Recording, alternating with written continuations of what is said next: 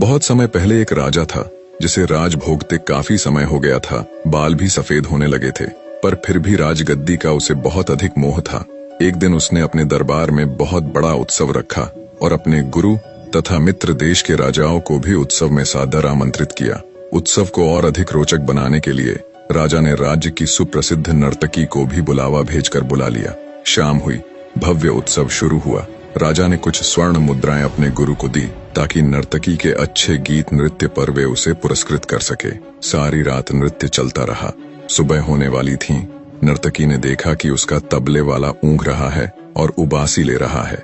उसको जगाने के लिए नर्तकी ने एक दोहा पढ़ा, बहु बीती थोड़ी रही, पल पल गई बिहाई, एक पल के कारणे ना कलंक लग जाए। अब इस दोहे का अलग अलग व्यक्तियों ने अलग अलग अपने अपने अनुरूप अर्थ निकाला। तबले वाला सतर्क हो तबला बजाने लगा। जब ये बात गुरु ने सुनी तो गुरु ने सारी मोहरे उस मुजरा करने वाली को दे दी। वही दोहा उसने फिर पढ़ा तो राजा की लड़की ने अपना नवलखा हार उस नर्तकी को दे दिया।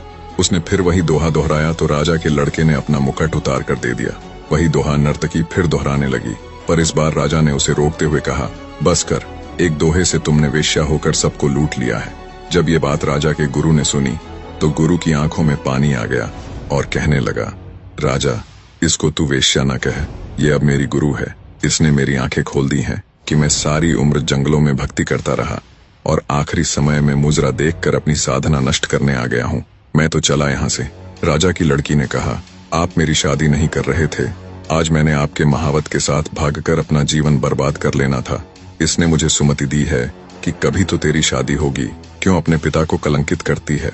राजा के लड़के ने रोते हुए कहा, पिताजी, आप मुझे राज्य नहीं दे रहे थे। मैंने आपके सिपाहियों से मिलकर आपका कत्ल करवा देना था, पर इस नर्तकी ने ही समझाया है कि आखिर राज्य तो तुम्हें ही मिलना है।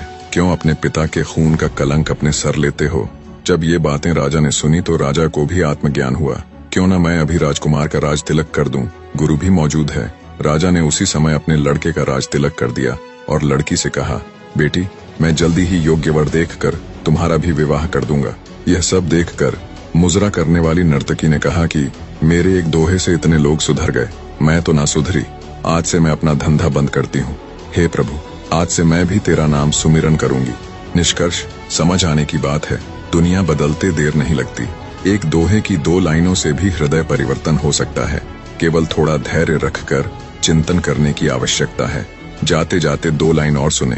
क्या खूब कहा है किसी ने, प्रशंसा से पिघलना मत, आलोचना से उबलना मत, निस्वार्थ भाव से कर्म करते रहो, क्योंकि इस धरा पर सब धरा रह जाएगा।